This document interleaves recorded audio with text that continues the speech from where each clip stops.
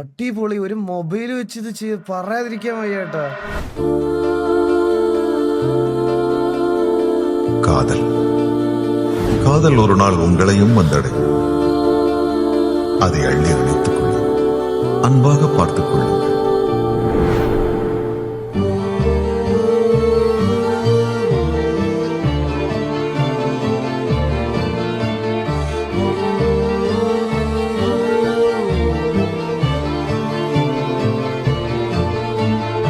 ஆகாசத்தில்